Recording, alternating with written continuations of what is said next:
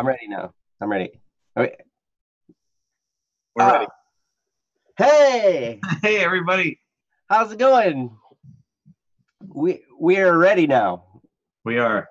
because Jesse says so, and now we're here. It's amazing. So, Yes. welcome everyone to Don't Worry Wednesday, the Wednesday edition. Yes, today we have a special guest. If you've been here for the last few, you've experienced this special guest as well. Ryan is currently in Los Angeles, I believe, still. Yes. Yeah. Okay. You can see I keep track of Ryan everywhere he goes. Um, he was there for Anime Expo, and those of you who were there and saw him, like, I'm excited for you. Yeah. Because I would have enjoyed seeing Ryan at Anime Expo as well, but I'm still here in Michigan, which is not Anime Expo in the least. So this is Don't Worry Wednesday. This is a show where we handle any issues or any challenges you may be having. You can feel free to post them in the chat. You can feel free to email us at dww@bss.studio. We generally reserve that for if you want to remain anonymous. That is the best place to send us a message, and we will just handle it, and we won't mention your name. Or you can post it on our website, bss.studio, which is currently still live and amazing and wonderful, thanks to Jesse. Mm-hmm. Or you can call Kyle, and his number is out there. Also, Princess is putting all of our contact information in the chat. You can see on there. You can message me, Ryan, or Princess on Discord, and reach us there. So there's all kinds of ways to send us a message to handle any of your challenges on this show. We're not professional counselors or therapists or anything like that. We don't even pretend to be that type of a person. We just want to be your friend, and we want to help you in any way we possibly can, offer some love and encouragement and maybe some perspective. We fully understand that you guys are smart, and I'm sure smart enough to figure a lot of this out on your own. Sometimes it's just good to have a fresh perspective on things. Helps to kind of trim through all the hedges of a challenge. So Princess Yellow is our chat room hostess. Jesse is our producer, and I'm Joe, and this is Kyle directly above me. Hey, Kyle, how's it going? Hey, good.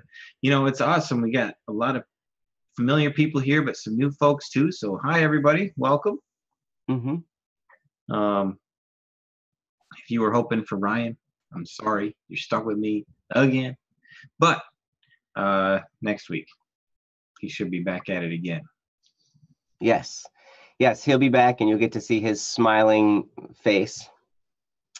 Yes. And he looks a lot like Detective.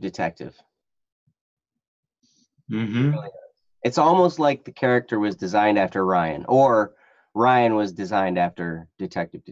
Oh, which came first? Yeah, that's a good question. You probably know better than anyone because you're his brother. So yes. So yeah, we have a few topics here in the queue. And yeah, so we'll just jump right in. I also want to give a special welcome to Matthew. I see it's your first time here on the show, and welcome. And hope you enjoy yourself while you're here. And if you have any challenges you'd like to post, feel free to do so. Otherwise, we shall get started. So let's see. So starting, I'm pulling these from our website, bss.studio, which is still up thanks to the tireless efforts of Jesse. Everybody thank Jesse. And the best way to thank Jesse is to go to bss.studio and click support. Yes. and write him a message. Make sure you submit a support ticket.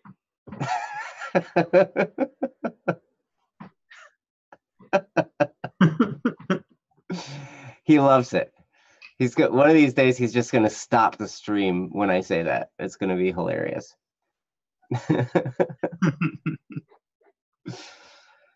But all right, so let's see. We have one from an anonymous person on our website. I'm assuming this is anonymous. They go by Anon391. So I imagine that is anonymous. So, well, how about we tackle that one first, Kyle? What do you think? Sounds good. All right. Let's do it. So this is from Anon391, and I will post the link so you guys can read along. There is that. And Jesse, here's one for you too, because you're amazing. All right, so it goes like this. Hello, allow me to introduce myself. I am someone who sort of isolates themselves and almost never meets new people. I do leave my house, but rarely to do activities that would result in me meeting new people and making new friends. I graduated high school 3 years ago, and I'm not currently going to college. I did for almost 2 years, but reevaluated and decided that it was not necessary for me. My work situation is very unique in the sense that I do not put many hours in, so I have plenty of free time. Also, I have a mere handful of coworkers. I do have a very small friend group right now, which solely consists of people I have known for a long time. I have many acquaintances, but real close friends are a different story. Sometimes I feel lonely because of my situation and wish for nothing more than a caring group of friends and a significant other that I could express myself to. I'm actually a pretty charismatic person for the most part and don't have too many issues talking to people or leading conversations. My problem is that I am unskilled at getting past the acquaintance stage. That is where I tend to cut myself off. I think I know how to fix that though. My bigger problem is that I do not receive enough exposure to social situations where I could spend the time putting in work to know people better. I don't flip and get out enough. What can a young buck like myself, 20-year-old guy, do, or where can I go to meet some new friends and girls? I enjoy spending my time playing video games, browsing the internet, playing guitar, and singing. Not publicly singing yet, because although I've gotten pretty good, I'm still a little shy and want to really be good before I bust that out. Need to get out of my comfort zone. And I'm trying to build good habits by exercising, walking, running with my dog, fixing my sleep schedule, and things of that nature. Thanks for letting me vent, and thanks if you've taken the time to read and respond to this. Hopefully this can get some feedback during a Don't Worry Wednesday live stream. Sincerely, Anon. And congratulations, it is getting feedback during a live stream. So yeah, so thank you so much for the question and the topic. I totally understand where you're coming from, and that, you know, I think there's a lot we could discuss in here. I'm proud of you for building good habits. I think that's amazing. It took me a long time of living before I started to develop good habits like that, like exercising and, you know, trying to sleep more and or maybe sleep less or whatever. And but yeah, Kyle, do you want to start us off here and Yeah, sure. You know, this is a really, really interesting question because I probably could have written this question and worded it exactly the same way. I mean, I really feel like. Did you post this question, Kyle? No, but I really feel like I could have. Are you the anonymous? Except for the part with the exercising, and I don't have a dog. Okay. That's okay. You know, so yeah, you know, it's an interesting thing. I I don't know that I'm going to be good at giving you advice on this, really, to be honest with you. I'm just, I'm kind of the same way. I don't get out much. I don't really initiate a whole lot of conversations with people. I prefer to stay kind of in my own world a majority of the time. When I get in big groups of people, it's like I'm okay, and I can interact well. I can do all kinds of, I can be there, with the people, and it's great. But it like drains me. It's like really hard work for some reason for me to just be there in a group of people. It's interesting, but at the same time, I don't have it's not super uncomfortable. It's just a lot of work for me, because that's just not my personality. But one thing, so but I think what I want to touch on is more about that core group of friends, that loneliness, looking for, getting beyond that acquaintance stage. And I think, it's an interesting, the way you phrase it in here, it tells me a lot more about you than you probably think.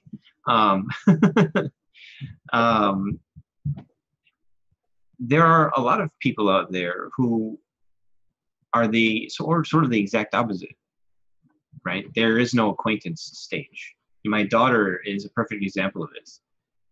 There's no such thing as an acquaintance. We tried explaining it to her last week. She didn't get it. You're either my best friend or I don't know you yet. I know which daughter you're talking about. And I mean, it's just, it's interesting, there's no in between, and then there's, for myself, I'm kind of more a lot like you, where it's, I could know somebody for a long time, a really long time before I consider them, a friend, and not just an acquaintance. And it's something that, I work on trying to get over, and kind of what it stems from is just, it's part of a personality, right? People who are more analytical, or kind of want to analyze things, analyze their relationships, and they want to make sure that there's a certain amount of trust, right, before we accept that there's an actual relationship there. And trust takes time. And so, for me, I couldn't go out to a social gathering and just make a bunch of friends. I could meet a bunch of people, and then if I stayed in contact, eventually they would be, that's how I operate. And there's not necessarily anything wrong with that. But on the other hand, there's some people who can go out there and they've made 6 new best friends in 5 minutes, and they're hanging out all the time or whatever, and that's fine too. But I think that the core of it is that it's a trust level thing. Some people are quick they'll trust somebody first, and then sort of the friendship follows, or there has to be this core friendship first, and then the trust follows that. Okay, there's two, and then there's all this, in between as well. But that's, I think, where most of us, a lot of us sit way towards one direction or way towards the other. And so don't beat yourself up too much about that. It's a normal thing. So the key to I think to getting from that acquaintance stage to, no, this is actually a friend, is try and jump the gun a little bit on that trust phase. Extend an arm of trust to somebody who, not right away, obviously, but if you can, just start trust them a little bit, share a little bit about yourself. Be ready to trust people, even though they haven't necessarily proven they're trustworthy yet. Most people are, they'll surprise you. They'll be awesome. So I think that's a lot of lead up to, hopefully some simple advice. Might be hard to actually do, but yes, just, I think that's how you kind of skip over that stuck in acquaintance stage for a while. Mm. So yeah, what do you think, Joe? Well, I think, there's a lot there. I think, one of the things that I love that you said was about extending the trust first, like being the first person to really consider this more than just an acquaintance. Like if you extend that to somebody else, they will follow suit. And that's kind of how people skills are in general. I mean, the best way to have a good friend is to be a good friend. Mm-hmm. The best way to be a great conversationalist is to allow others to talk and ask questions about it. That's so it's kind of like the more we offer of ourselves, the better that friendship becomes.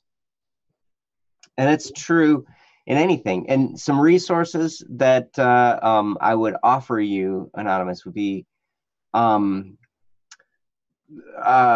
to Win Friends and Influence People by Dale Carnegie.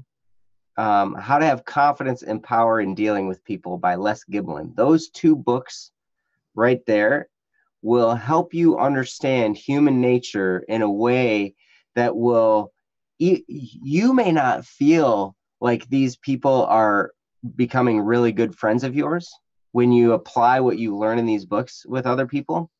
Like you may still think they're just acquaintances, but from their perspective, because you're taking the time to get to know them and asking a bunch of questions, they will feel like you are one of their best friends. So they will act in kind, with that. And they'll be like, oh my gosh, this person's like a really good friend of mine. And so that's kind of one of the things you can do. If you read those two books and apply what's going on in there, you will make friends wherever you go. And they will feel a deep connection with you. Whether you feel that or not, I can't necessarily say. Here's the way, because I'm like Kyle and I'm like you in the sense that I'm more of an introvert. And I can go to a big crowd of people and not meet anybody. I can meet people, but like Kyle said, not get to know anybody deeply. Here's something to think about. And as Kyle was talking, I was kind of thinking back through my history on this. And I think of the close friends that I have. And my closest friends are ones that I have run toward goals with, or done like we were kind of aligned in the same cause, or we were doing the same activity or something like that. I have really close friends. I'm really close friends with Kyle and Jesse and Ryan and Jeff and Steve and everybody at BSS, because we're aligned in a common purpose to grow BSS. Right. And so we have formed a bond over the last however many years we've been together working to build Black Static and Swerve, that they are my closest friends outside my family, obviously, but that's a different kind of relationship. That's more of a covenantal, like relationship. So, but I look at that. And then also now I've got some really, really good friends that go to the martial arts school that I go to with my kids. And we're good friends because we're learning the same things. We're pursuing the same goal of, becoming a black belt and learning martial arts and doing all that kind of stuff. It was the same when I was doing band instrument repair. I ended up with some really, really good friends that did band instrument repair. When I was in percussion ensemble at Lansing Community College, my best friends were also percussionists at Lansing Community College. And we would do stuff outside of class and outside of practice. And I ended up forming a band with one of them. We had a lot of fun for a while. And then, so that's some things to think about. If you're having trouble getting past the acquaintance stage, See if there's any of these acquaintances that you can align yourself in a common purpose with, or a common cause, or do some kind of common activity. Whether I see you like to play video games and browse on the internet, you can do internet gaming with them. I know Ryan has met tons of people and has a lot of great friends that he lives nowhere near and has never met them in person. But they're really, really good friends. And they met through gaming online and through, different projects, and they've collaborated on different projects before, and it's really, really cool. So those are some different things. If you're a musician, you can maybe hook up with other musicians. I don't know what type of groups there are in the area that you live in, but I know around here, they would routinely have drum circles or different jams or different places. And here's the thing.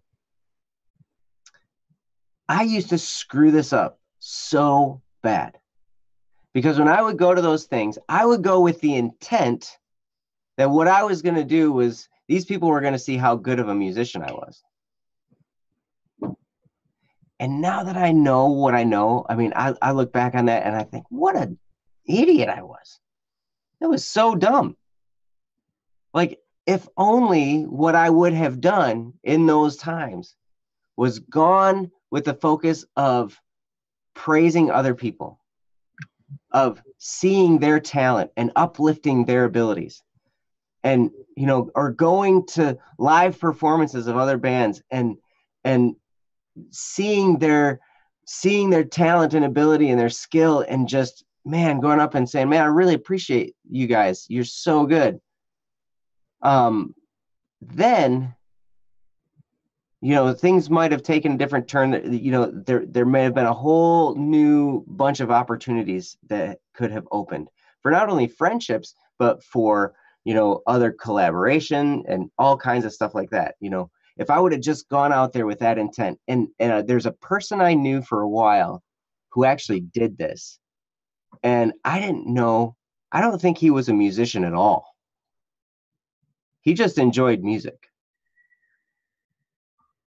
And this is very interesting. This was a guy I knew for a while. I think his name was Kale. And he would go and he would hear local bands, right?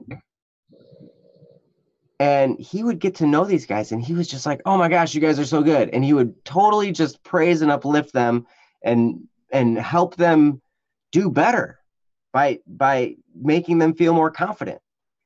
And it was amazing. And then what he did was he ended up starting to make connections. He would connect these bands with other people that he knew that produced music, and he would make those connections. And then he became a promoter, and he would just find local venues that were cheap, and he would put on like a battle of the bands, and he would invite all these bands, and he would start putting on events for these people, right? And so everybody was like looking at this guy like, oh my gosh, like he's the man in charge. Like, he's moving and grinding, and he's like got all the wheels spinning. But what it started with was he was just going out and meeting people and telling them how great they were. And it was sincere. It wasn't fake. It wasn't phony. It wasn't just so he could attain his goals. It was just, hey, these people are good. I'm going to feed them that good energy. And then he ended up becoming a promoter organizing shows and doing all this amazing stuff. I'm like, oh my gosh, this guy is really moving and shaking in the music business. And I didn't think he even played an instrument. But so all that being said, if you go out there for people to notice you and to become your friend so you can have a friend, then that's kind of coming at it a little bit backwards. I learned that firsthand. I learned it the hard way. The best thing you can do is be a friend. Go and be the type of friend that you're looking for. Be that friend. Gandhi said, be the change you seek in the world. Something like that. I probably paraphrased it a little bit. But when you be the person that you're looking, the type of friend you're looking to have, then you will amaze yourself at how many friends you gain in that process. And it'll just kind of be a natural situation where you'll move from acquaintance to good friends. And before you know it, you'll have a bunch of close friends. But I would also, if you're having trouble, try and find some things you like to do and find others that you can do it with. That type of working together builds bonds that are amazing. Would you agree with that, Kyle? Yeah, I would. And I would say on some level, you don't even have to like what you're doing. I mean, I can remember working with people and, just sort of, okay, we work together. But as soon as we would go through maybe a really hard, busy day, where there's no time but to work hard. And then you see that person next to you working just as hard, and you're helping each other out and getting stuff done. And you're that, and then all of a sudden that working together created this bond, where now we respect each other, and and neither of us enjoyed the work we were doing, but it was that through that act of helping each other out and getting each other through the day and both working hard, that gained this mutual respect and just running towards a goal that neither of us cared about at all, but just that being in the I guess the line of fire together, is really what. And I think you see that too in a lot of people maybe in the military, the people they serve with, they have the same thing. Or a lot of times people who go to college and they end up roommates, they didn't know each other, but they go through college together and they're doing that fight together, even if they don't like school, but they did it together and they got through it together. And I think those types of things create massive bonds. So yeah, absolutely. Mm-hmm. The most interesting bond for me that I've experienced is in the martial arts world, because one minute we're punching each other in the face. And then the next minute we're like, hey, that was awesome, blah, blah, blah, blah, blah. You really got me good. Like, and it's hilarious to me because Yep. But anyway, Anonymous, I sure do appreciate your question, and I hope that some of this can come around for you. As far as romantic relationships, if I find the best way to end up with a romantic relationship is to not seek it. Yeah. And to, it's almost like wanting a romantic relationship is like repellent. Yeah, it's not. Romantic relationship is unattractive. Yeah, it's weird. So, but like if you just get down to business and you just do your thing, do what you love to do, man, go after it. I see, you're learning to play the guitar and sing, and you just get into that. And then maybe you get the chance to play with other people. Maybe you get the chance to play publicly and perform. Then all of a sudden it's so weird because romance tends to find you in the least convenient time of your life. At least that's the way it worked for me. And it's kind of the way it worked for my brother. Like we look at it, we're just like, yeah, like it wasn't long. It was less than a year for each of us that we started dating the women that we married, right? My brother and I, okay? So here's the thing. Both of us, at different times in our lives, we had just totally said, nope, relationships aren't for me. I guess I'm not going to have a relationship. Nope, just not going to do it. I'm going to just focus on, for him, it was being a lumberjack and, a forester, and that's what he loved to do, man. And he loved being out in the woods. and he just got into it. And he just boom, and he became a volunteer firefighter in there, and he was just all doing all kinds of stuff. And he was like, nope, no time for relationships, nothing. Nope, I'm not, totally wrote off relationships. I was the same way. I had just totally written them off. I was like, nope, no relationships. I'm going to be a musician. I'm going to play all over the place. And I'm going to travel and play in different cities. It's going to be great. We were doing that. We were in the studio, and we were recording and playing live, and it was awesome. And within a year of each of us doing that, we started dating the women we would eventually marry. And it messed everything up. At least for me. Because I ended up leaving that band, all kinds of stuff and whatever. But I'm thankful that it happened, because now I have a wonderful family and a wonderful wife, and it's great. But it's weird. Romance is kind of weird like that. It's kind of tricky. So I don't know if Kyle has anything else to mention about romance. He's quite a family man. I'm sure he's quite a romantic. Yeah, I think I just agree totally. When it's time, it'll hit you. It'll just happen. Let it happen naturally. Don't force it. Don't go looking for it. It will happen if it's supposed to, and it'll happen naturally. It won't have to be this crazy thing. And it might not, yeah, there still might be, nervous moments and things like that. There's always going to be, stuff like that, but you don't have to, you shouldn't be, going out of your way to make it happen. Almost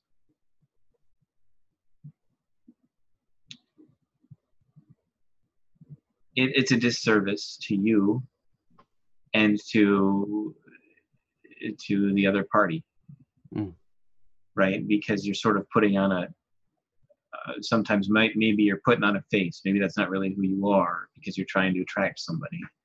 Well, that's not fair to them for when you are no longer trying to get their attention.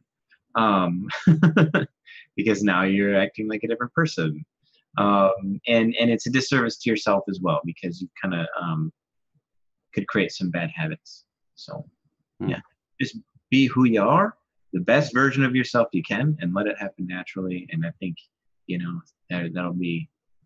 that's the way to go. Not everybody has to, just because all your friends might be in relationships doesn't mean that you have to be. Don't let the peer pressure trick you into feeling bad about that. Mm-hmm. So yeah. And that, yeah. So. Awesome. Well, thank you, Anon391, for the topic. And hopefully some of that helped. Hopefully some of that was going to kind of move things in the right direction for you. Now you can do it. And, come hang out with us. We'll be your friends. So anyway, all right. So we've got some, let's see, it looks like we've got one being asked. Yeah, we got one incoming from Kayla. Yes. Hi, Kayla. It's great to see you. And yeah, all right. And it looks like Len Pop maybe wants to ask something too. Possibly. And yes, everybody should call Princess ma'am. Always. Oh, gotcha, Len Pop. Sorry. All right, so we should handle Kayla's here. Yes, I think so. So welcome back, Kayla. It's great to see you again. And yeah, Kayla, for those of you who don't know, Kayla is a tremendous singer. And if you go to bss.studio, you can find some stuff that she has posted, some stuff of her singing that is absolutely outstanding. And you need to go listen to it and check it out, because that is something that you should experience. So let's see. All right.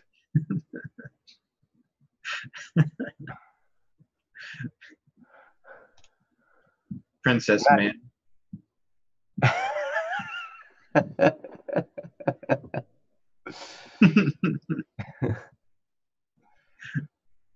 Yep.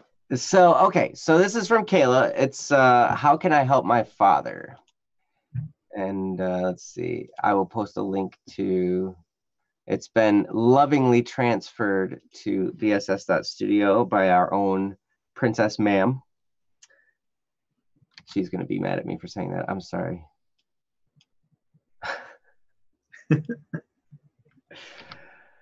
So there it is. Oh, and I think Princess already put the link in there. Yes. So there, well, it's in there again. So, all right. So this is from Kayla. And it says, so this may be sort of an odd question to ask, but my father, whom I love, has been having a really hard time lately with the divorce and having to take care of 4 kids on his own. He literally broke down sobbing on my shoulder last night. And that was one of the first times I'd ever seen him cry. I know it's not my job to save him or help him or blah, blah, whatever. That's what people tell me. But that doesn't mean I can't at least try to help him in some way. And then it goes on. Kayla says, I just really don't know what to do. I can't handle seeing my father like this. It just feels like everyone in my life is crashing. My boyfriend, all my friends, and now my family. Help. So that is from Kayla. And wow, Kayla, I imagine going through a divorce, being the child of divorced parents is difficult enough. And then and I'm sure it's hard for your dad as well. I can't even imagine what he must be going through in this situation. So I'm sure it can be overwhelming at times.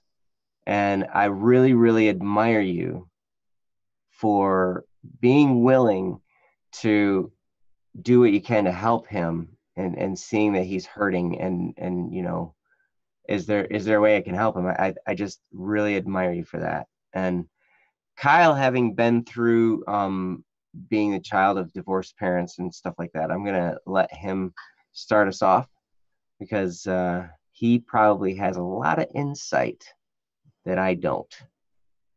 So Kyle, take it away. Yeah. So, it's interesting. I think the only time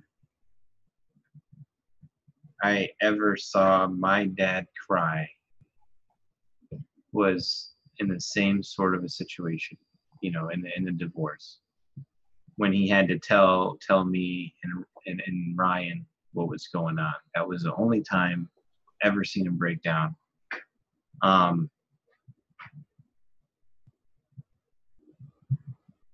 And it was a really interesting experience because he usually tried to act pretty tough.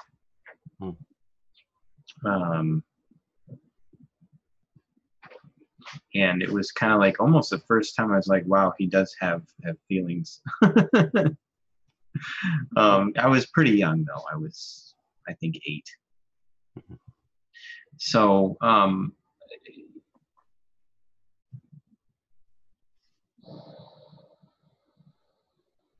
I don't know, without knowing specifics, on what's going on, I don't know what I could say to help. I know, it's really hard, but you can get through it. And you, are not, like you said, you're not responsible. It's not your job to help him feel better, this kind of thing. But at the same time, as his child, it kind of is your responsibility to do what you can for your parents, right? I mean, it's not ultimately up to you, but it really, I mean, I'm, you know, it is. It is somewhat, not that you're responsible for, I'm not saying that you have anything to do with a divorce, but just that, you know, don't push yourself out of the situation because people are telling you that, you know, because ultimately it's up to your dad and if he's going to fix himself.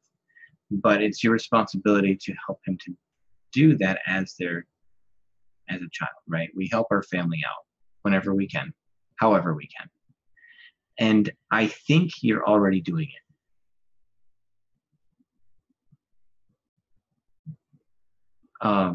Based on what you're saying here, I really think you're already doing it. You're doing that by being there for him. When he needed somewhere to cry, someone to talk to, you were there. That was the best place you could have been. Best thing you could have been doing. You were doing it. You know, and you care, and it's obvious, and that's exactly what he needs, someone who cares. You know, and then you're saying here, you know, you feel like you've been trying to help with just little things like doing chores and helping out around the house. But you feel like that's not enough. You know, but again, if that's what you feel like you should be doing and it's helping, then it's exactly what you should be doing. You know, even if we don't necessarily know why, our subconscious is sort of led to do the right things if we follow what we think is right and good. You know, we want to listen to those things and just follow through. And it sounds like you are. And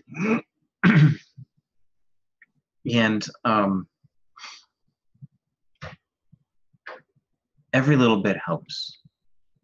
Even if it's not a visible help, it helps.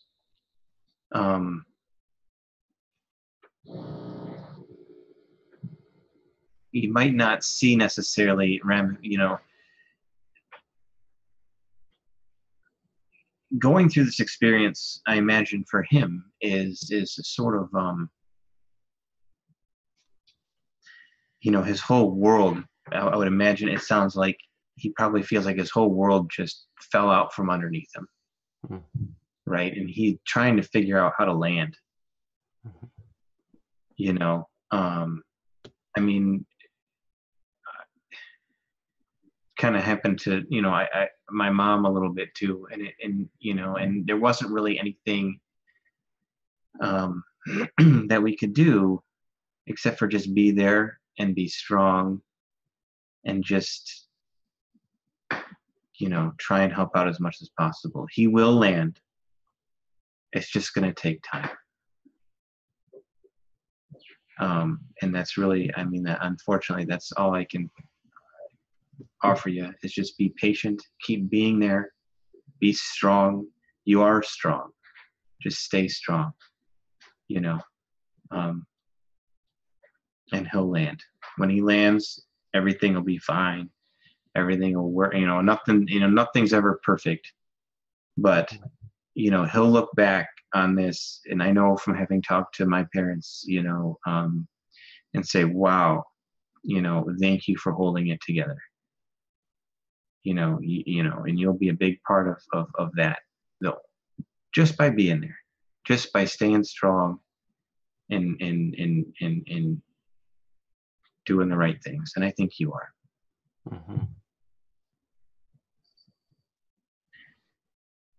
I agree. Yeah. I agree. You know, Kayla. Oh, sorry. Go ahead. No, sorry. Well, you can just. I just want to say. I don't know. I kind of said it, but I just want to say it again. It's gonna be.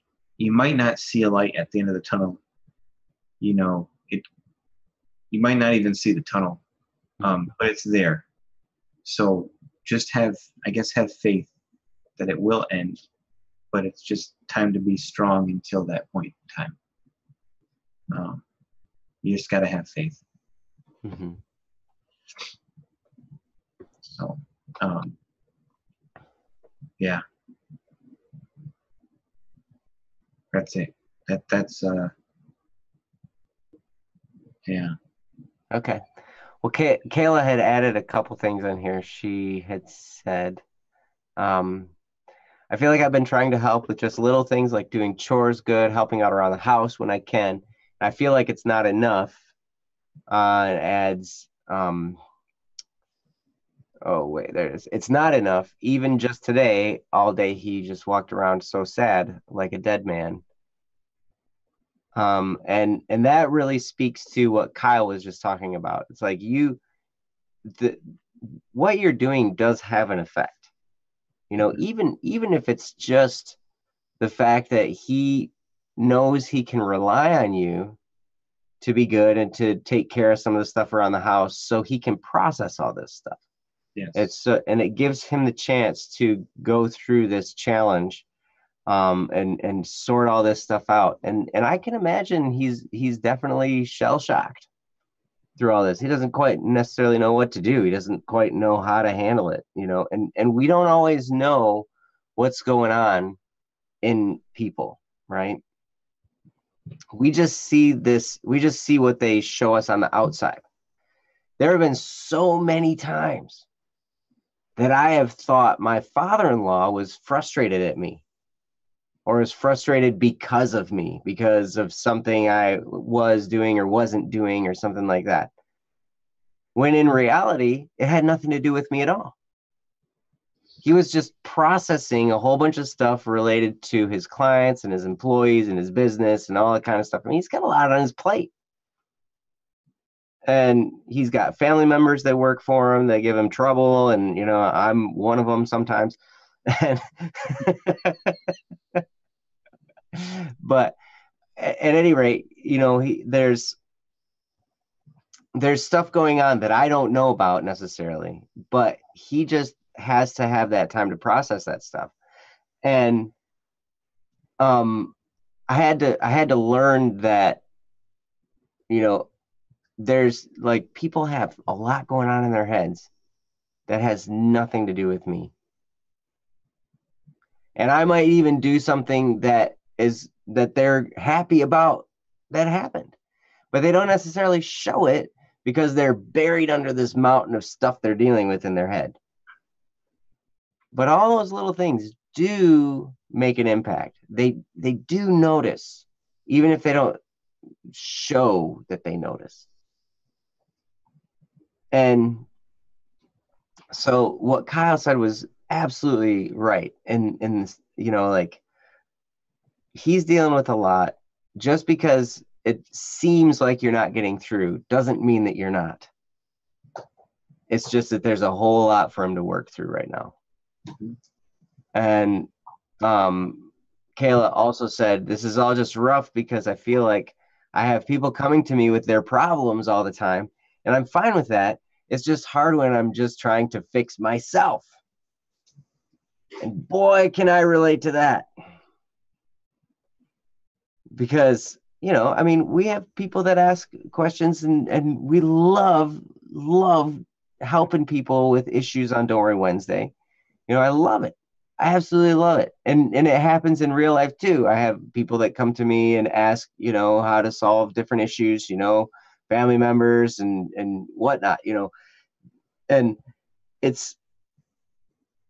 seems so hard because I'm always trying to be better. I'm always trying to be better at finances, or to be better at my job, or to be better at producing, or to be better at making videos, or even to fix my little quirks inside, you know, my little impatience issues from time to time, or, you know, different things like that, where it's like, I just want things to work smoothly and they don't most of the time. And so I get frustrated, and, you know, then it's like, and then I'm like short with people around me. And, you know, I'm trying to work through all that and trying to fix that while at the same time, you know, helping other people with their problems too. And that's kind of, I don't think we ever get out of that, because like Kyle said, it's never going to be perfect. We're never going to be perfect, not on this earth. And there's always going to be something to improve. There's always going to be some way we can be better. And there's always going to be some part of our life that frustrates us and we want to fix it. And sometimes those are hard and they take a while. They take some practice and some, some focus and some consistent effort, again and again and again to really kind of get them under control. And at the same time, we're helping other people. But you know what this says about you, Kayla? It tells me you're a leader. Now, you may not think you are, but you are. If people are coming to you with problems, you're a leader. And it's because they feel like you've figured some things out. Maybe they've watched you work through some stuff. Maybe they just kind of watched you on the sideline and just saw, well, she really handled that. And she, I remember how she used to be, and now she's, this much. And I know what you were talking about, because, the last time you were here on the stream with us, you had mentioned, how much personal growth that you'd actually been through recently. And I was so impressed with that, because, it's always so awesome to hear people are improving.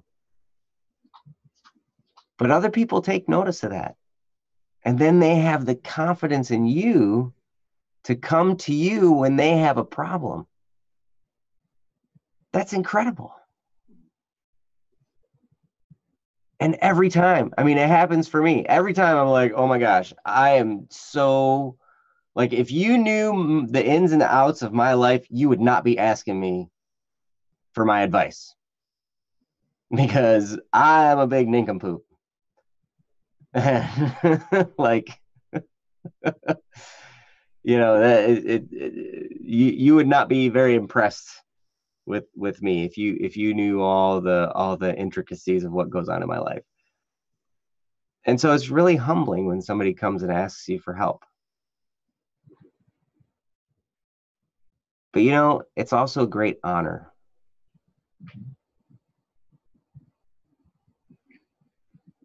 And just understand, this is the path that's going to happen. It's frustrating at times, but you're always going to be fixing something about yourself, because there's always room to improve. And so you just do your best. You just do your best to offer your heart to others. When people ask you for advice or they ask you for help, they're trying to figure something out. They're trying to fix something in their life. You love them.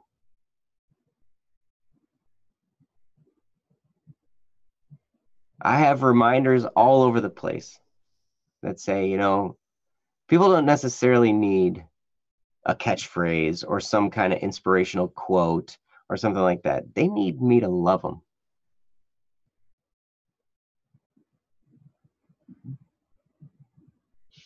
And that's especially, when Ryan and I decided we were going to continue this show, and we talked about it, at length, when Derek, you guys know him as the Beta Cat, he started this show. Mm-hmm. And he did it for a long time. And he's amazing. And he decided he wasn't going to do it anymore for various reasons. And, we talked about it and we're like, we really need to keep this going, because we need to have a place where people can come and they don't necessarily need advice. We can give them some advice, but more than that, they need love and acceptance and just validation of being a person of infinite dignity and stuff like that. That's really when we can validate someone's existence. We don't have to give them advice, because then it's like they feel empowered. They can feel like they're smart enough to do it. Now, there are going to be times when advice is necessary and appropriate. But in those moments, it's always best if you surround it with love and validation. You get good at that, Kayla, and you're going to be amazing. You already are amazing in so many ways. And I count it an honor to be your friend and to have you here and to have experienced your vocal stylings. And it's very impressive to me that you are taking this leadership role and you're taking it seriously because you want to truly help. And I'm so impressed and I'm really proud of you, Kayla. So I'm going to turn it over to Kyle because I've already talked for a long time. And I said a lot of stuff, probably more than once in different ways. So, yeah. So keep us going, Kyle. Keep us, you know, I really don't think a whole lot to add. Really. I mean, yeah. Well, actually, and Kayla says she's got to go. All right. Well, So, it's great to see you again. Please come back and don't be a stranger. For sure. And understand that you and your dad, your brothers, sisters, your mom, everybody in this situation, you guys are in our prayers. Mm-hmm. Because wow, what a tough time. And we'll be praying for you. Yeah. So thank you, Kayla, for posting. And we love you so much. Be on the lookout because she's going to be posting some new covers. Awesome. Yeah. As long as we can keep the website going. Send a support ticket. Say, Jesse, I noticed the website's still up. You're amazing. Keep it up. I'm sure he'd like that support ticket.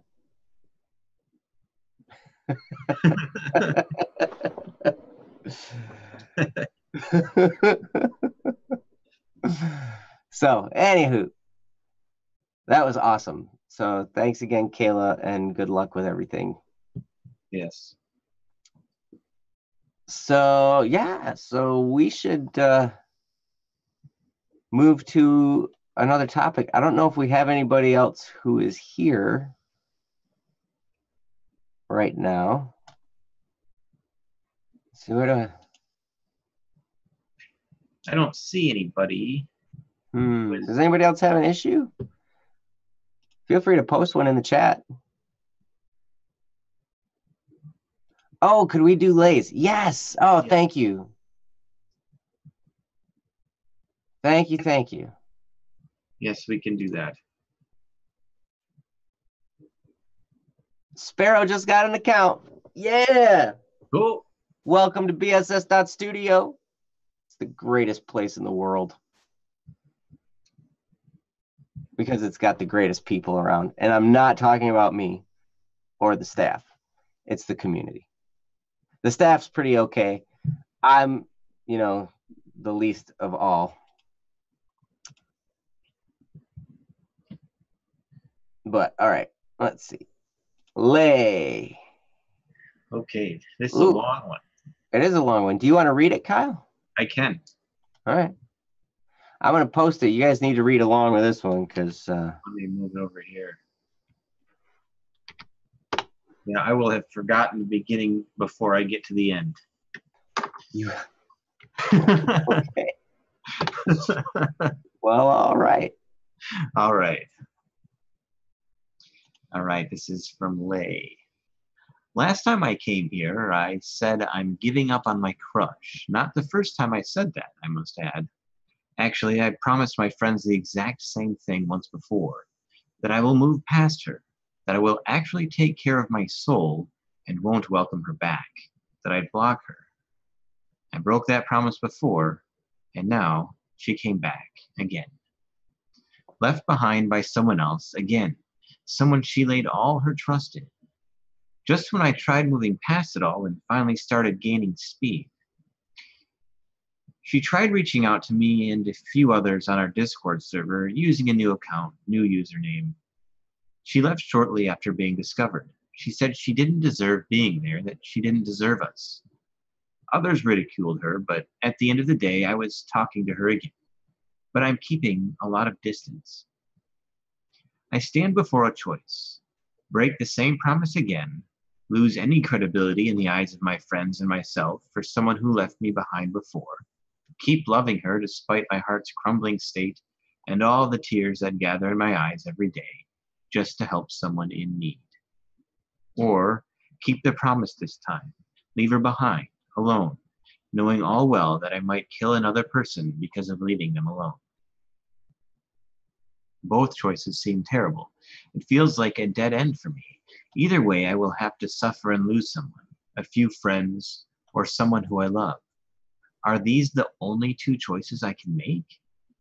So I went for literature, looking for a painkiller. You might know I like anime. Actually, I finished watching Little Witch Academia today, and spoiler alert, it turns out Shiny Chariot, the person who Akko looked up to and who inspired her all the way through her life, actually was the person who stole magic from her and created all the hardships for her. She betrayed her trust by hiding this fact from her, as well as her true identity. In the end, Chariot helps Akko save the world in an incredible way, ending all evil, renewing magic, blah, blah, blah. You may be thinking one of the two, how did I draw a parallel? To answer that, well, it's kind of blunt. Chariot betrayed the trust of Akko. That's basically all I had to go with there. I thought, let's see how she goes about regaining trust. And the second question, how did I not draw inspiration from that? Because it's essentially a fairy tale, and despite the saying there's a grain of truth to every story, life taught me the hard way that it is not one of them. Not a fairy tale. We don't have some kind of magic to save the day. Believing in myself won't just magically solve everything. What the show offered as an answer is surreal and just impossible for me. So I'm here now, trying not to burst into tears while driving inside a bus on my way to Greece. Field trip. Crying would be a terrible way to attract people to talk to me, which is pretty much exactly what I want.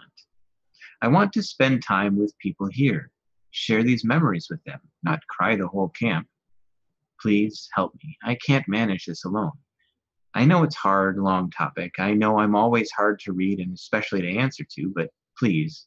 And for clarification, I don't want you to take it as I want to be with her, but as I don't know if I want to be as much as friends, or I don't know.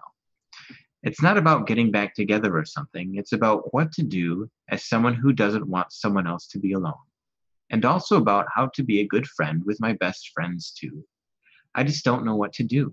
I just can't tell if it's my love for her talking, or if I'm trying to prove to myself that I'm a good person, or if she just deserves another chance.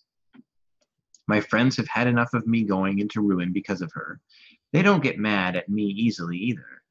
And yet now they order me to promise to them I won't talk to her. I trust them. At the same time, I want to trust her. It feels so stupid. For now, I blocked her and asked that she didn't do anything to herself if she truly loves me as her friend. But it feels wrong. It's solely due to my trust to my friends. My best friend said that I'm pushing the blame down to her, and that's not true either. I sigh.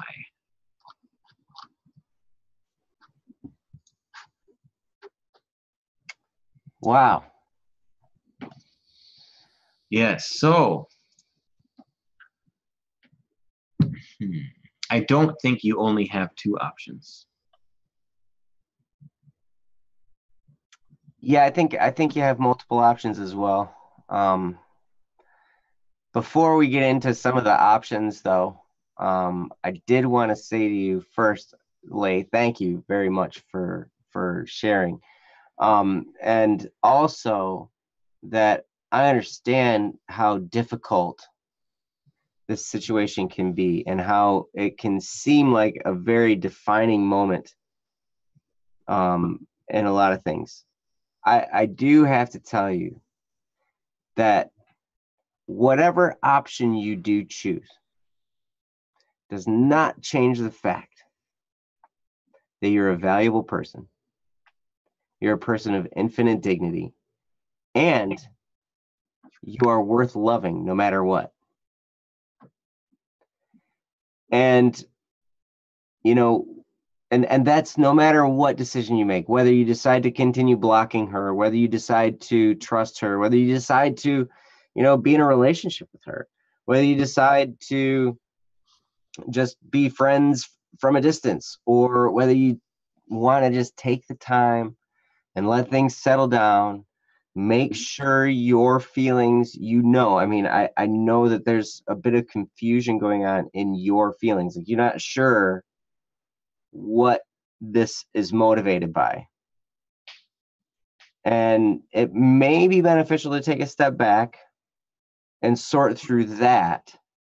Ask yourself some questions like, why do I really feel this way? And be honest with yourself, which is sometimes the hardest thing to do, is to be honest with yourself. It's hard for me when I have to be honest with myself. I ask, what is motivating this thought? What's motivating this desire? Is it the desire to, be successful? What's motivating the desire to be successful? Is it because I want people to think I'm awesome? Or is it because I want this venture to succeed? Or is it because I want my friends to succeed? How am I looking at this? What perspective am I looking at this from? Am I coming at this from a selfish standpoint?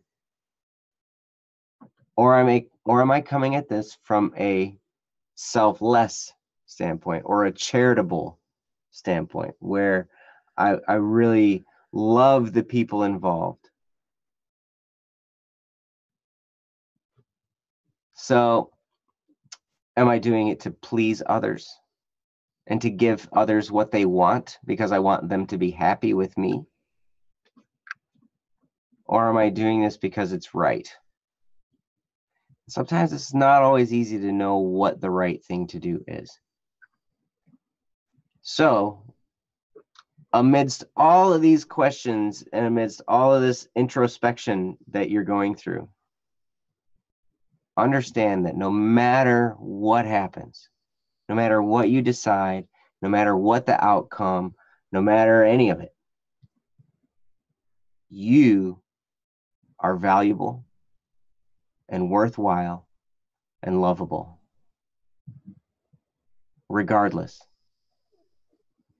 If I had $1 for every mistake I made, I would be so stinking rich. Ridiculously rich. And I will continue making mistakes. I made mistakes today. I made mistakes yesterday. Some of them big, some of them small. Some of them bad decisions. And I look back and I'm like, oh, man, that was the worst decision that I could have made in that situation. Well, I can't change it now. I can't go back and do the opposite. So I'm just going to have to chalk it up as a learning experience. Now, in this situation, Lay, you have a bit of a history with this person.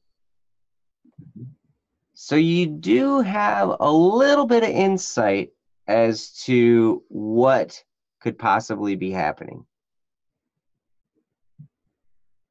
And if the road has been traveled before, and it seems like it's the same road again, I understand.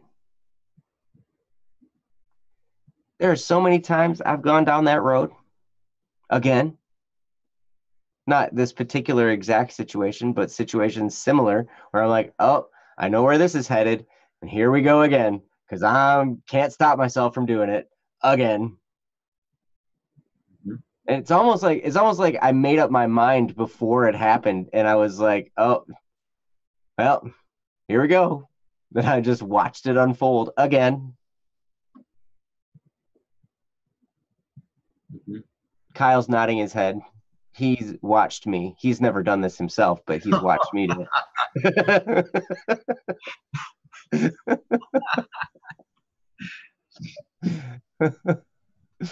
No, I'm just nodding because, it's something that I think we all go through. Yeah. All have that. I don't know, maybe not everybody. Like Princess Yellow probably, she doesn't deal with this, but I know, it's like there's a lot of things. It's like, man, I can see what I'm doing and I'm just doing it anyway. Mhm. Yep. Eyes wide open. Here we go. Here we go again. Yep. In fact, I did that for years with cigarettes, with an addiction to cigarettes, where I was like, oh, I knew exactly where it was headed. It was headed toward addiction. It was headed toward bondage to this thing, this inanimate object that I would put in my mouth and light on fire. Ridiculous. Like, why would you do that? Like, why would you put something in your mouth and light it on fire? Like,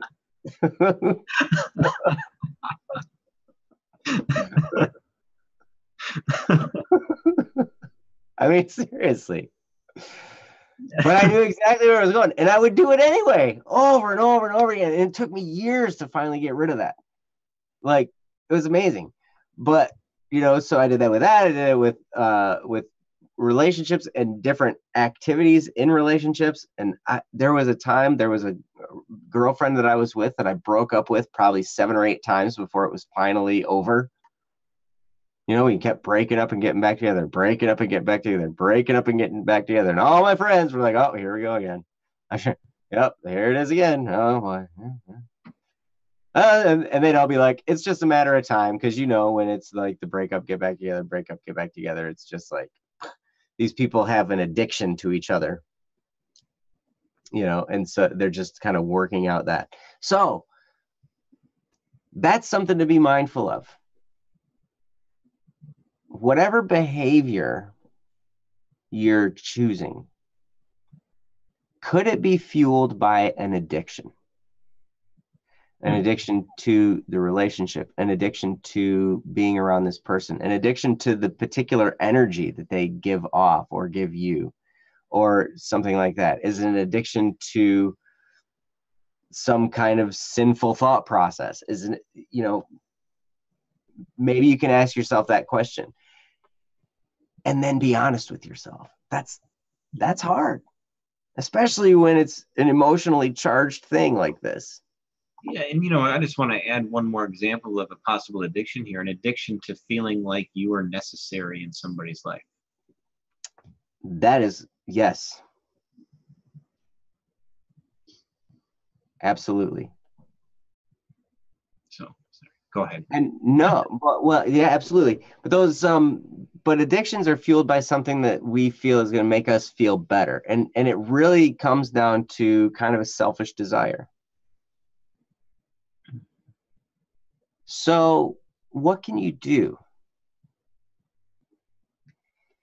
And this is where there are some spiritual disciplines that come into play that I've found really helpful, and in my journey and in figuring out some stuff and really starting to move the ball forward in a lot of ways.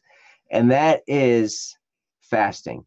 It doesn't have to be fasting from food, but it can be fasting from an activity that's a good thing in your life, something that's good that you're just going to give up for a time, in order to mainly, like, there were times I would fast, whether from food or from, electronic device or from whatever type of different thing.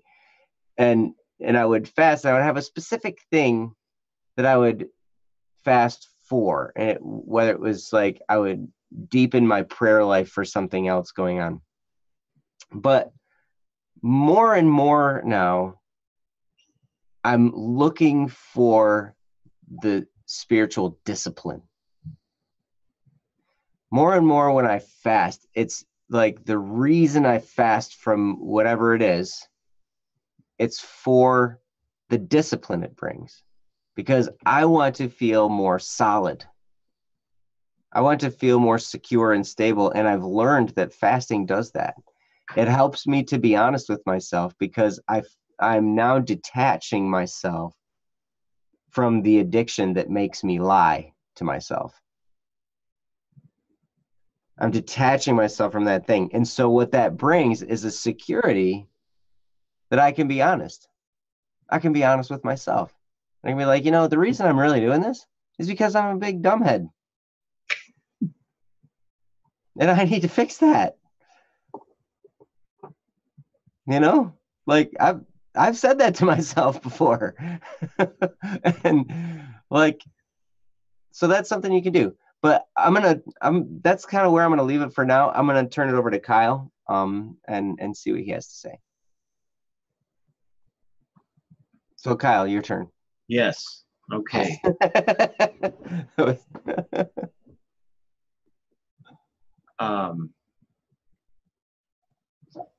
So it seems to me at this point, I mean, you don't have to, it's just time to set some boundaries. I think if you're looking for some action steps, and you need to determine what those boundaries are. But you don't have to break your promise to your friends, and you don't have to automatically trust somebody who's been proven to be sort of untrustworthy just to be nice. We don't trust people because they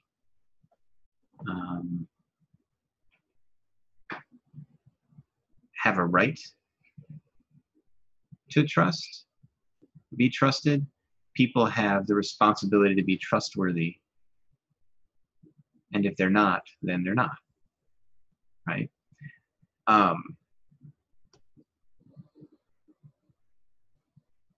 You don't have to break your trust by breaking your promises. At the same time, I would say maybe it could be a promise that shouldn't have been made. And the only reason I say that is because you're dealing with relationships. And people can change. They don't always. It's very rare, but it can happen. And I don't think we should ever make a promise of this kind, if that makes sense, to disassociate with somebody. Because what we're doing is we're burning a bridge in our ability to influence that person and our ability to be a good impact on their life. Mm-hmm. And now, like you're experiencing, you either break a promise to these group of friends, or you keep that promise, but then you have no ability to positively impact this other person anymore. And I think that's not a position. So, take that as a good lesson from this experience, hopefully. And that,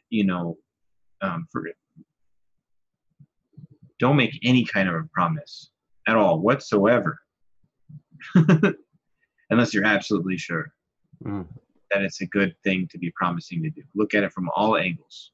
Mm-hmm. Some things are easy to promise. Hey, I promise I'll be there tomorrow, unless I, die.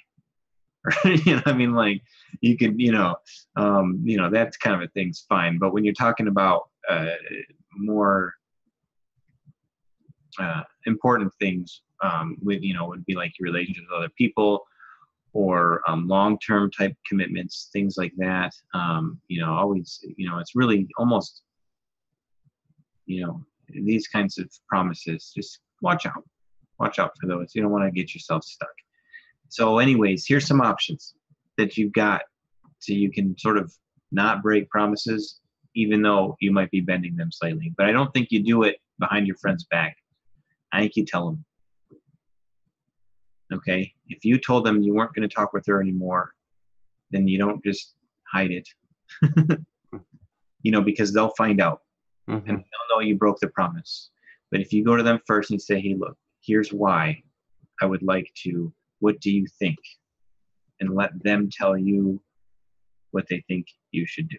Because they know the situation better than we do, I would assume. Mm. And they probably have some good insight, and if you truly go looking for their opinion, they might be able to help you. But at the same time, if they, you don't want to close the door to being a good impact on somebody's life if you can. So Okay, but back to, so boundaries. So I need this. I think what you should do is set some boundaries with the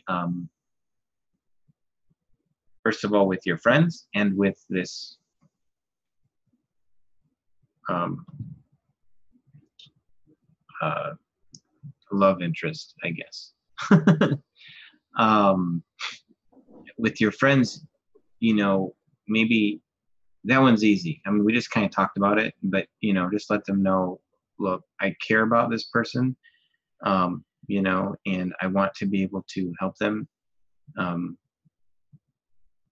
and it's not right to deny somebody help because of a silly promise, even if that promise was for my benefit, right?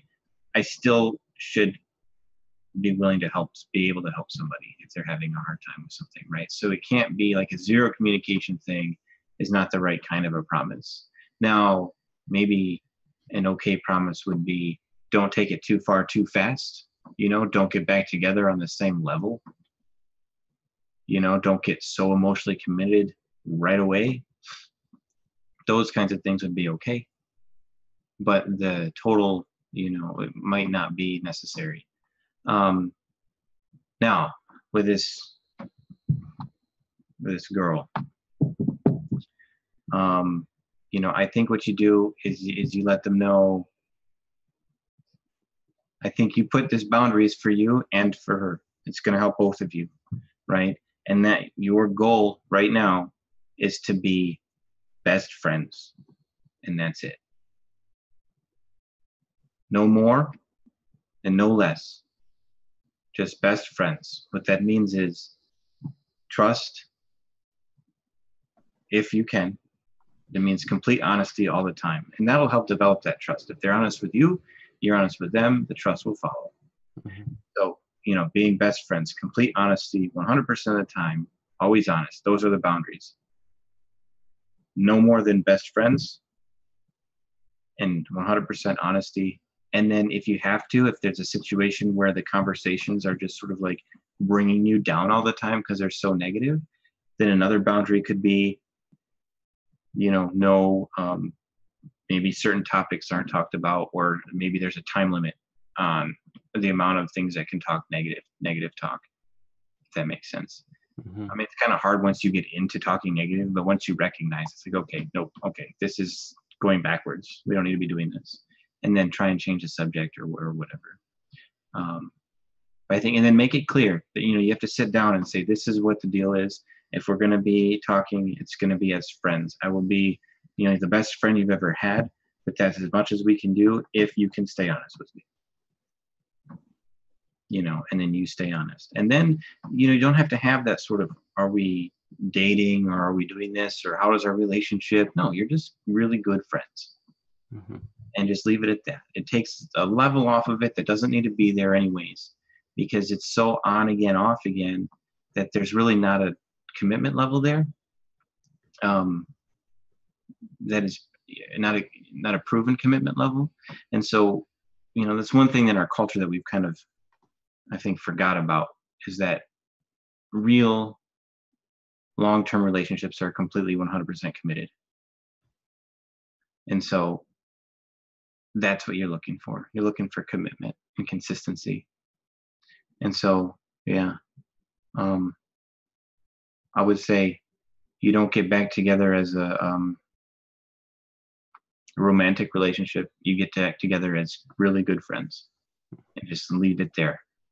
If it starts leaning towards romantic, you know, that's where you need to be sort of, you know, strong and say, wait, no, this is the boundary. We talked about this when we first started talking again. You know, we can't go past that, you know, unless things change. You know, if things go for a year, which I know that sounds like a long time, but if things go for a year and, you know, things have been way better for a year, then great. Maybe it's time to reevaluate and you can adjust the boundaries. But I would give it a really, really way long time before you move, you know, into that next stage again with the person. And then, you know, if you talk to your friends, tell them your plan, and talk to her and tell her the plan.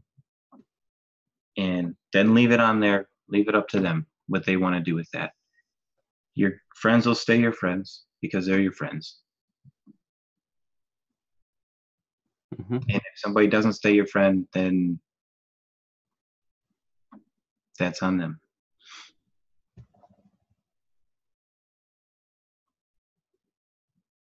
So that's my, I guess, action steps. I don't, but everything, everything Joe said is, exactly, that needs to be your core, what Joe talked about. You need to understand that whatever any of your friends do or whatever they decide, that's on them. You are still you. You are still awesome. And you can still be a great force for good. So just be good. Mm-hmm. Yeah. And don't forget that you're in charge here. Mm-hmm. It may not feel like it. There are times when we get blown around by stuff and it's like, oh my gosh, what is happening? And we totally feel out of control. But you're in charge. You're in charge of what you decide. Mm-hmm. I remember when I realized that, and I still feel like I haven't fully realized it. Like I realize it more and more, all the time, where I'm like, oh my gosh, like I have new epiphanies and I'm like, wow. And I start to realize, oh wait, no, I'm in charge of this too. I'm in charge of my habits. I'm in charge of when I wake up. Mm-hmm. I'm in charge of when I go to bed. I'm in charge of my personal hygiene habits. I'm in charge of whether I shave my head every day or not. I was in charge when I just scratched my nose. I was in charge of that.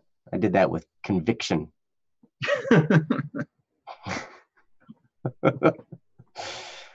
But the point is, you're in charge. And here's the other thing. That was a very liberating sentiment when I started to realize, wait, I'm in charge, especially when I was dealing with addictive behaviors and all this kind of stuff. I'm like, wait a second. I get to choose whether I continue this or not. I'm in charge. I'm in charge of this.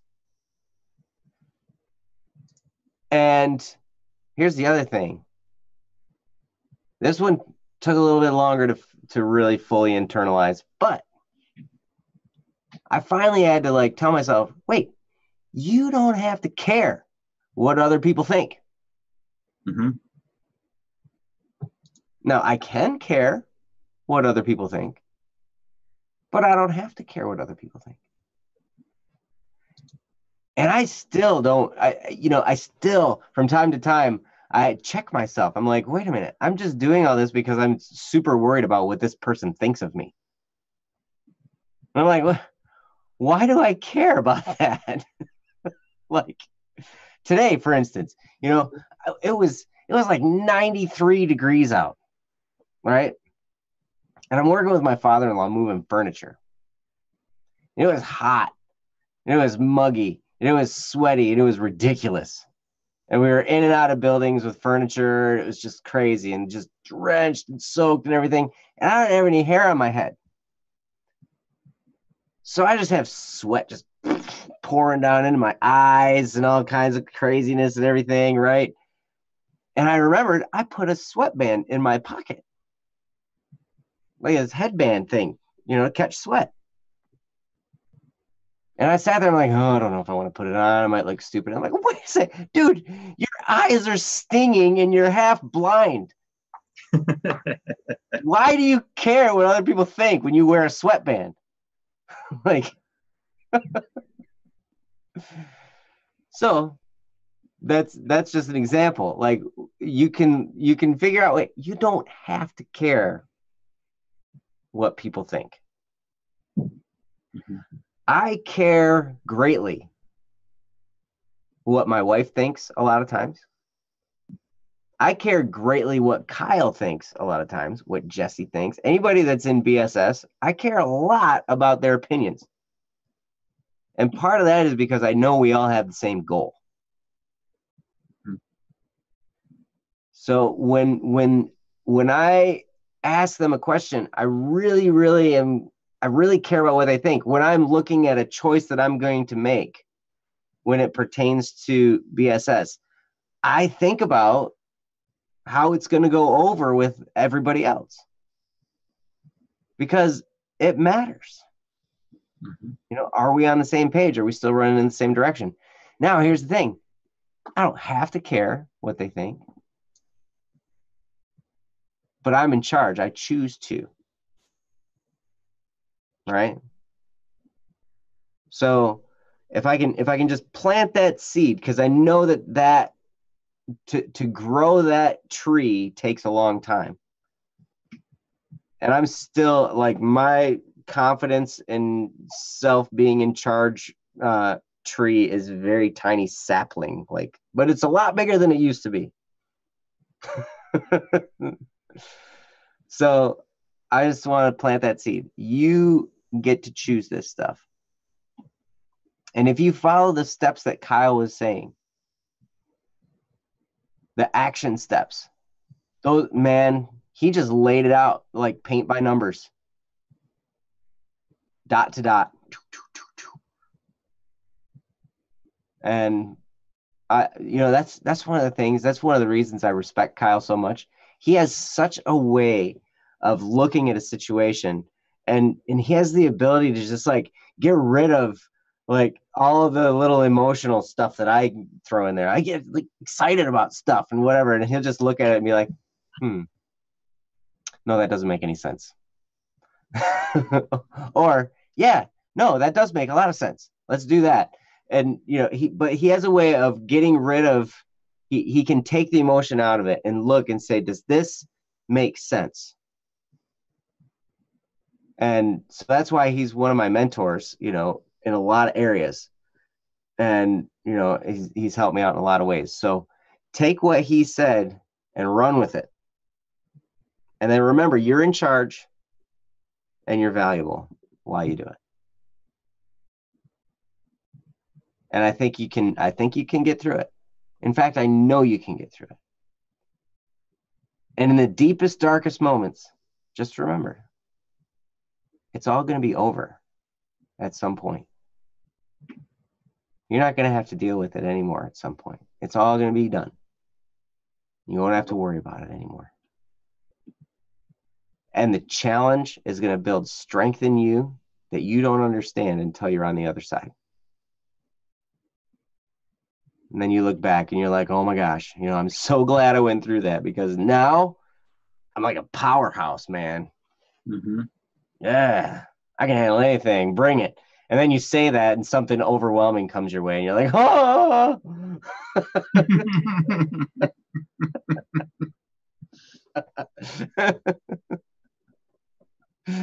And then you get through that and it's like, yeah, man, awesome. And then, oh no, here's the next one. It's like we graduate to bigger problems.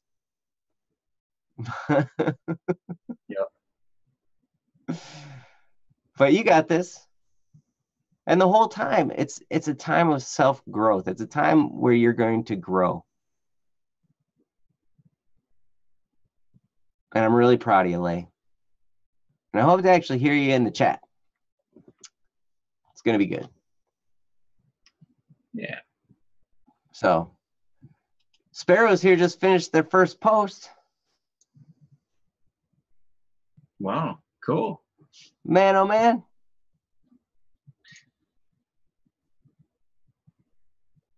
I think I just want to add one more thing, if that's all right, to that. And that is, you mentioned that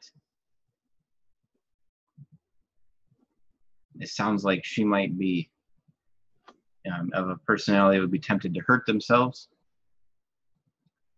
And that you think, or it seems to be that maybe she has made you feel that it is up to you to make sure she doesn't do that.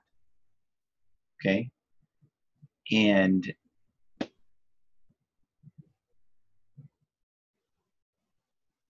as much as it can, I want to just say, as much as it can feel like in the moment that it really is your responsibility because she's given that responsibility to you, you can return that responsibility back to her.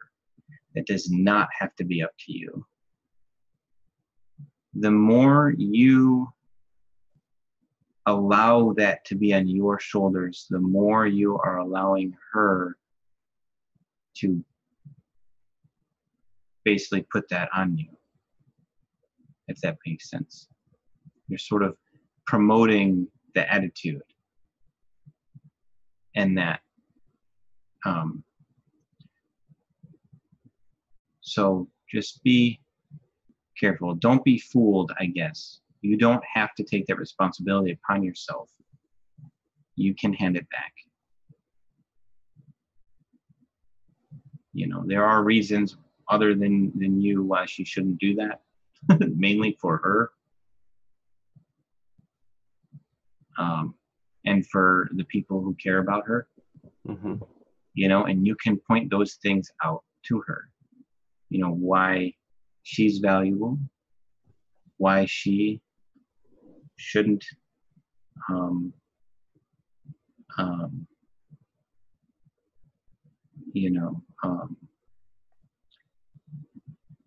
be relying on you. And you know, that's kind of a hard one. That's probably a topic for another day.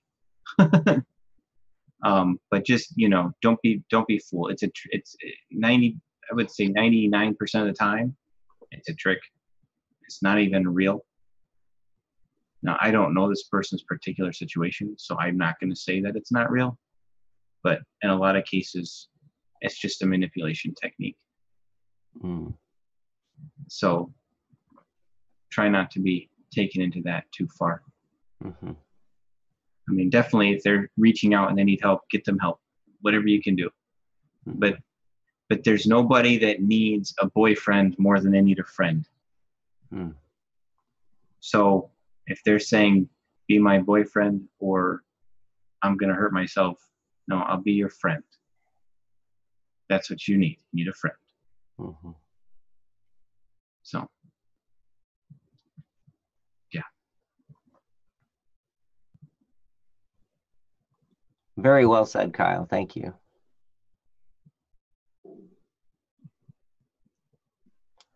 Okay. So, Lay, thank you very much for the topic again, and hope to see you on here again soon. Hope you have a great trip while you're in Greece. Yeah. Man, I want to go to Greece. Yeah, me too. Greece is the word. It's the word. Oh, wait, that's.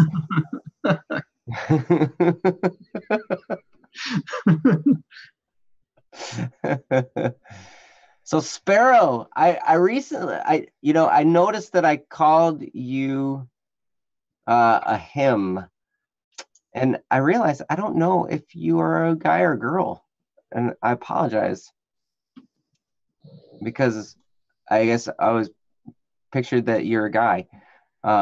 So it's always funny because you know, with these aliens. Yay, I win.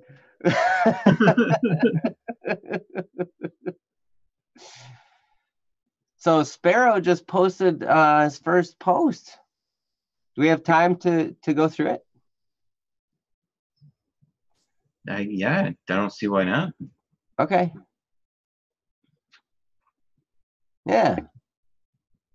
Well, let's do it. Yes, let's post the link here. Yeah, let's do that. Oh, Princess got to admit. See, you can't beat her. You can't beat her. It's not so good. So good. But you know what? We can post it for Jesse. Taha! I win there. So, all right. Sparrow, thank you for posting. And do you want to read it, or do you want me to, Kyle? I'll do it. Okay. Okay. My great-grandpa died when I was 4. That was about 10 years ago. But I can't stop thinking about him even 10 years after he died, because I was with him when he died. It's probably because I'm going through adolescence, but I can't stop thinking about him. Plus, that was my first memory. So I came to Don't Worry Wednesday to calm down, and it's been good for me. But my parents want to desperately forget it. But I can't because when I think back, I think too far back. Anyways, this might not be as important as other people's posts, but I'm just putting this out here. Okay, well, if it's on your mind, it's important. So we will talk about it. Mm-hmm. Yes. So thank you, Sparrow. Yes. And yeah, I can totally understand how this would be. This would be kind of a memory that might stick. Yeah. I can totally understand that. And first of all, let me say, I so appreciate that you said that you came to Don't Worry Wednesday to calm down, and it's been good. I'm super glad that, you know, it's been helpful. And I hope that, you know, we can continue to be over time. But it's always good to hear that that what we're doing here is making an impact, because that's the whole point. So yeah, so I'll tell you what. I'm gonna go down a little bit of a path here, and I need to reiterate the disclaimer that we're not professional therapists, and we're not a substitute for professional therapy. But I'm going to go down a little bit of a path based on some things I've learned from professional psychologists and psychiatrists. And that is, when you experience an event like this, I don't really remember much from when I was 4. Now, this could be because I'm like 41. And it was a long time ago. Because I'm old, basically, is what I'm saying.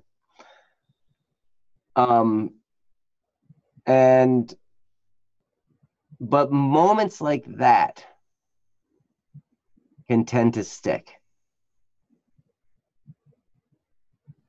And there are some things that I had to do. I mean, I don't know.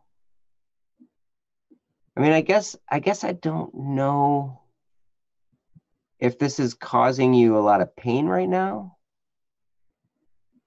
or if it's just that you have memories of him and it's not necessarily painful, but it's just kind of there. Because for one, I mean, it's good to have memories of people. It's good to have memories of family members we were close to. It's good to remember these people, and, you know, maybe you can ask them to pray for you. You know, maybe you can say prayers for them. You know, there's all kinds of different things you can do. You know, we can do that here with our dear departed. And, you know, so it's always good to have those memories and stuff like that. Now, if this is a memory that causes you pain and is actually like kind of becoming an obstacle for you in your life, then here's something that I did with some of these things that were affecting me in that way. I went through a program that was put out by the John Paul II Healing Center. And the name of the program escapes me right now. Oh my gosh, I should remember this. Anyway, it was all about healing. And it's gonna bug me that I don't remember that. But here's basically what they had me with. Yes, healing the whole person. Thank you. Princess nails it again. But yes, it's called Healing the Whole Person. It's put out by the John Paul II Center for Healing. And one of the things they had me do was to go back to some of those memories. Go back to some of those defining memories where it was like, okay, this was a painful or traumatic thing that you went back to. Now, I went back to those in my mind. And they kind of had me go and visualize, kind of close my eyes and be relaxed and kind of revisit that memory and remember the feelings. Remember if it was somebody I was angry with, or, something I felt like it was not fair. And I can totally understand if you're there when somebody dies, it can seem like it's unfair. You can be mad maybe at them, or be upset at God, or be upset with other people that didn't seem to do enough in that situation, or whatever. If there was something upsetting in that situation that you felt like you were hurt by that, then the idea is to forgive the hurt. You go back to that experience in your mind, and you remember the feeling of hurt, and you forgive the hurt. You forgive the person who you perceive caused the hurt. And sometimes it doesn't always work right away. Sometimes forgiveness isn't always easy to do.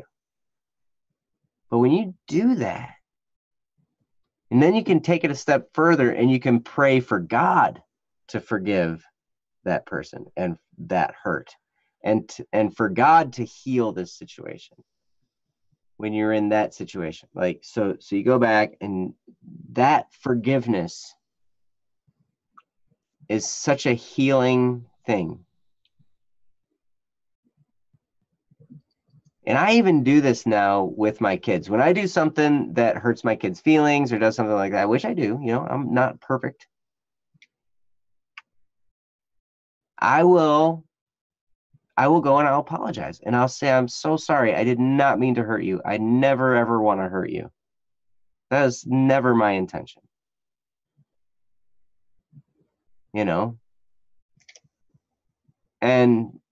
And so I'm so sorry that I did that. I'm so sorry that I was the one to hurt you in this situation. And then I'll ask them, will you please forgive me? And sometimes they're like, no, I'm not going to forgive you, and I understand where that comes from. I understand the thought process. I'm like, man, I really hope you can forgive me at some point. I know it can be hard, but I really hope you can. Well, why? They'll say, like, why? And I'll be like, because, and it's not for me. It's not for me to get a get out of jail free card or something, to be like, hey, like it never happened, whatever. But forgiveness is a healing process for the forgiver, not the person being forgiven. I've heard it said, unforgiveness is like drinking poison and expecting the other person to die. So, because really, when we refuse to forgive, we're really hurting ourselves, and we're causing ourselves pain and obstacles, and just it binds us up. But when we forgive, we are the ones who are freed from the situation. So that's something. I mean, that is maybe a suggestion for you. Like I said, I don't know if this is an obstacle, or if this is a constant hurt, or if this is just a memory, like a benign memory that's just, hey, it's just there.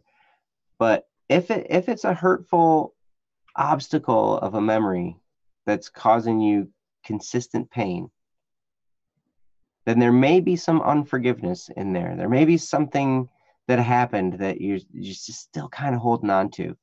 And I find new ones all the time. Like, I actually make it a practice, a regular practice, to go back through my memory bank of events that I remember. I'm like, oh, I remember that happening. And then I'm like, have I made peace with that? And so then I'll kind of go back, and then I'll forgive the person, forgive the event, forgive the slight. And each time, it's almost like I'm a little bit more free. I'm a little bit more confident. and I'm a little bit more at peace with myself and the world around me. And that forgiveness really, really makes a difference. So that's, now I will repeat the disclaimer. I'm not a professional therapist. So, and there's never, ever, ever any shame if you feel like you can't figure something out and it's based on a traumatic experience like this, then sometimes a professional is going to know the right places to go with you that I won't know. So if you find this is a constant struggle, seeking a professional is definitely, definitely one thing that can help. I've been there. I have relatives that have been there, relatives that are there. And man, it can be so helpful and such a blessing. So I'm going to turn it over to Kyle. And now that I've spoken enough, hopefully enough disclaimers as well. Yeah. So. I just want to, I guess, reiterate again, this really is, it seems to me, just on this short little snippet of information, that this is a situation where I would strongly recommend going to find some professional help. Just based, and not because there's something wrong with you, Mm-hmm. Right. But it's trauma, it's a traumatic experience. Because, remembering something from when you're 4 in general is very significant.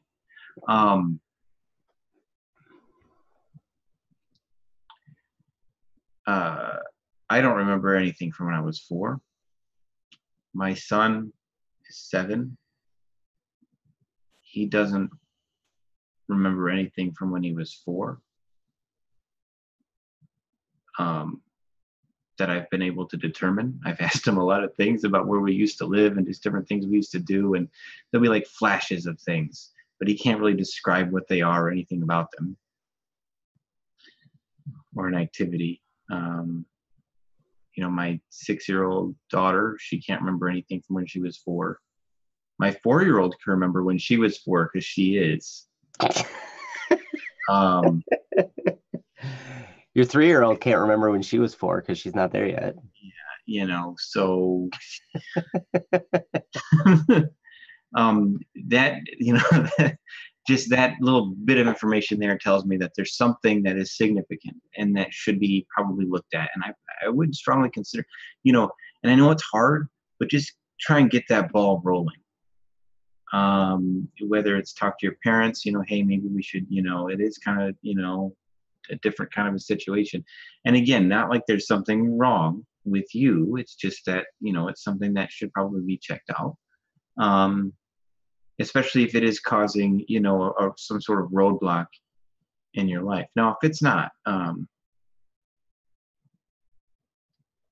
even if it's a small roadblock, because generally, from what I've heard, and again, I'm not a professional, small roadblocks just grow to be bigger and bigger unless they're taken care of. Things like this, they don't usually get better, they usually get worse. Unless you find the right techniques and solutions, and that would be from, so that would be my strongest recommendation. As hard as that might feel right now, there's really nothing to be ashamed of. Counselors are great, great people usually. And if you find one that doesn't want to take you seriously, go find another one. There's enough of them out there. You'll find a good one. It won't take you that long. And, the hardest part is getting the ball rolling. So I jump on that as soon as possible. The quicker you handle things, I know it's kind of, might not seem important now, but the quicker you handle it, the more it'll be better for you down the road.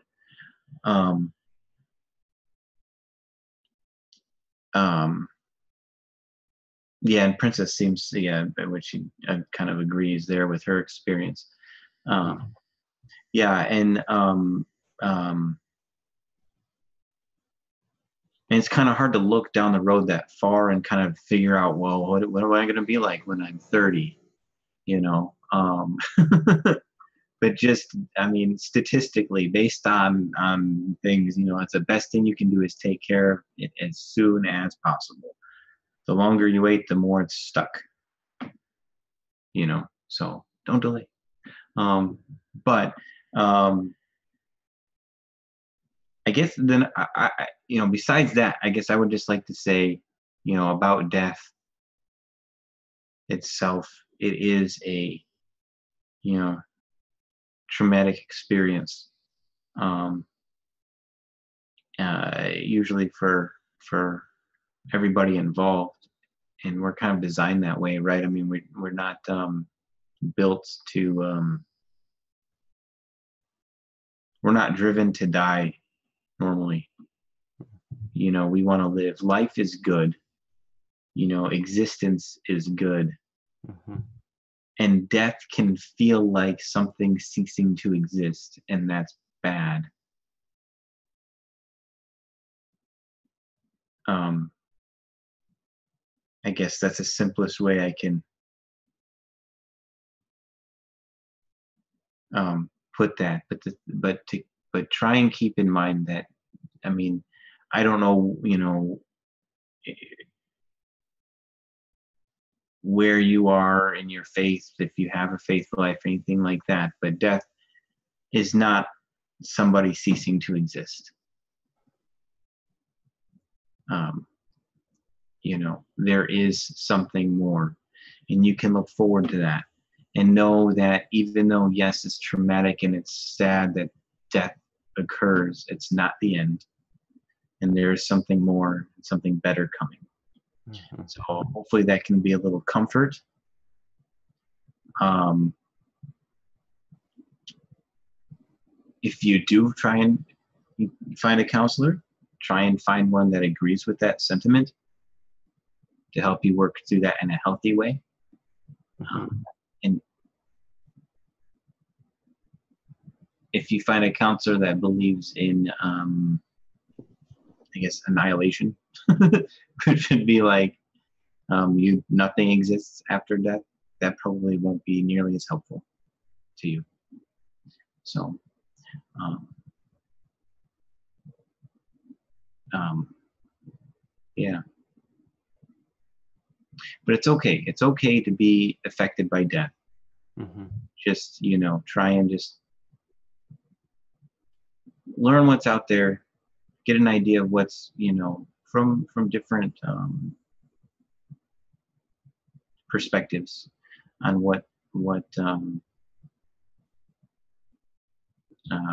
happens, you know, after death. And you should be able to hopefully find some comfort in that. So, yeah.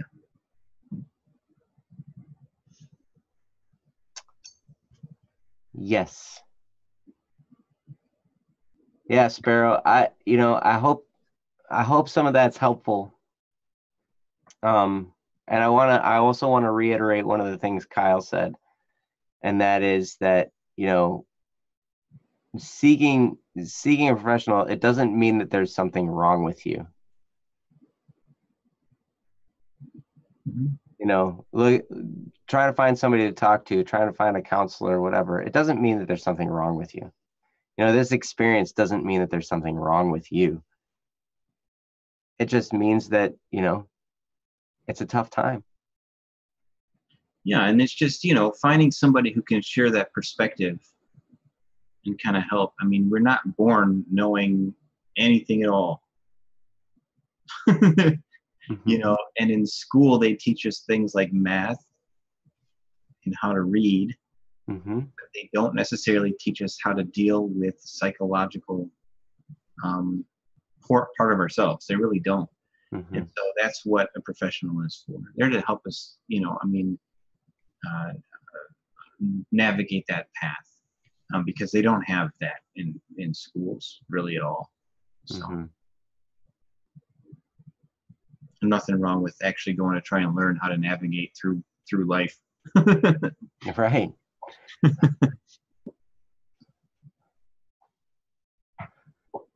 Yep. So yeah, hopefully that'll point you in the right direction, Sparrow. And I sure do appreciate you being here. I appreciate you being a part of BSS.studio now and contributing there. That's so awesome. Thank you for being there. And yeah, I can't wait to hear from you again more in the future. Yeah, absolutely. Come by again. Yep. So yeah, I think we've reached the 2 hour and beyond point in the show. So I really appreciate every single one of you being here. I appreciate all of the topics from everyone.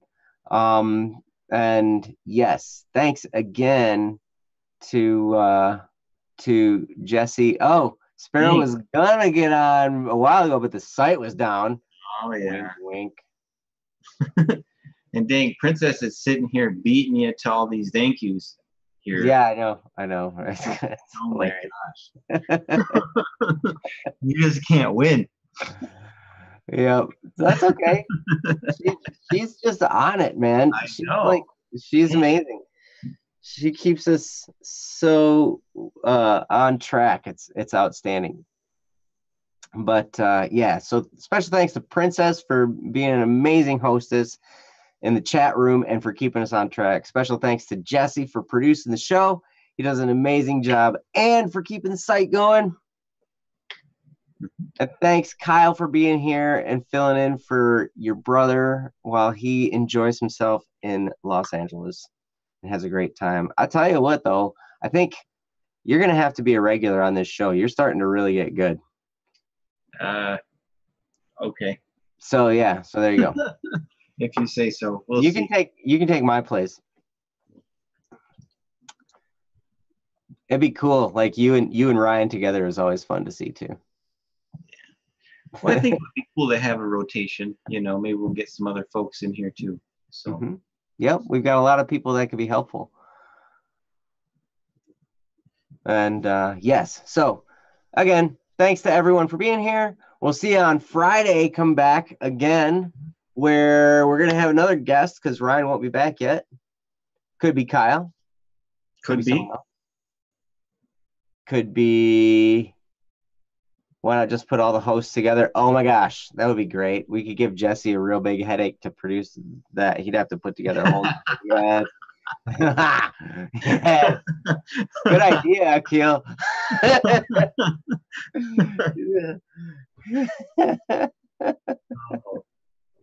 that might be a bit much with 3. Although I've heard of shows with up to 5 people at once. Yeah, we could do that. Just have a special panel. Yeah, panel discussion. Yeah. Yep, maybe we'll do that sometime. I think that'd be fun. So we'll have to change the screen layout probably. Yeah, format will have to be a little different. Yeah. So yeah, there you go. Wait. Maybe this half. The top half and the bottom half. So then like you got somebody's eyes and half of their nose, right? On one half, and then the opposite half underneath. So you got half of somebody's face on the top, half of another person's face on the bottom. That would be cool. But all right, well, thank you guys again. We'll see you next time. Come back on Friday where we will be here again to be with you, and we're looking forward to it. So have a great night and enjoy your lives while you're gone. The word for the day is awesomeness because it describes all of you. Now I'm just being corny. That should be the word for the day. Corny. We're all gonna. Okay? So now we're all gonna combine. It's like Captain Planet. Captain Planet.